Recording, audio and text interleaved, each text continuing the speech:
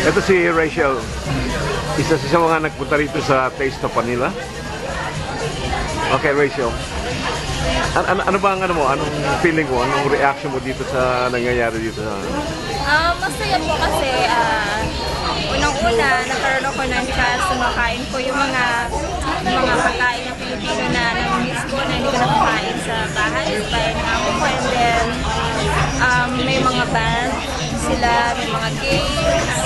Tsaka marami akong nami-miss yung mga Pilipino na parang nasa Pilipinas lang ako. So masaya siya. Okay. So first time mo nagpunta dito? First time po. Okay.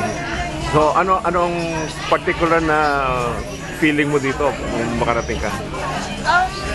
Excited po nung una. Tapos habang tumatagal, nagiging mas masaya po lalo na sa kapag na gabi na kasi hindi na masyadong mainit. So na-enjoy namin yung environment at hindi siya masyadong mainit. Kaya nag-stay po kami, na-enjoy po namin ng mga music and then yung mga food, lalo na po yung mga street food, mga balloon and something else na parang nasa lang kami, nasa Pilipinas lang. Okay, thank you.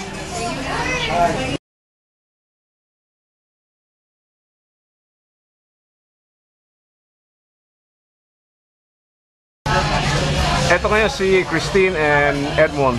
They're from Hamilton. Hi, this is my first time in Taste of Manila here in Toronto. We came from the Hamilton and we're very happy. And my child very happy also. Okay. I like the band. The reggae band from near in the Max. Different bands. Yeah, different bands also. Okay. Kamusta naman yung pagkain? Anong feedback sa inyo? Masarap. Ang dami, nakakabusog, nakaka-enjoy kasi para lang nasa Manila. Yung na-miss ko yung mga pagkain ng Pilipino kaya bili ng bili lang. Okay. Yeah, siomai. I love siomai. Also, barbecue. Ang sarap. So ano yung mga nakita nyo dito na parang nakikrave kayo sa Manila? Sa Manila, marami. Many to mention. Like yung, lalo na yung lutong Pilipino kasi diba, dito kasi sa Toronto, ang daming mapipilihan ng Pilipino.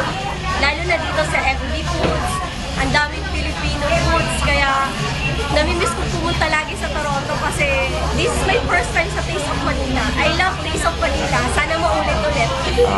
Okay. Si Edmond, baka meron gusto sabihin? Although nagpabalik-balik naman ako dito, pero this is the first time galing na Hamilton ito nangyari ko sa Manila Fair, Manila Festival. We enjoy it. Actually, buong family kami narito.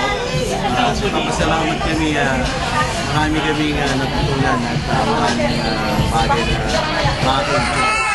We invited you, maybe next year.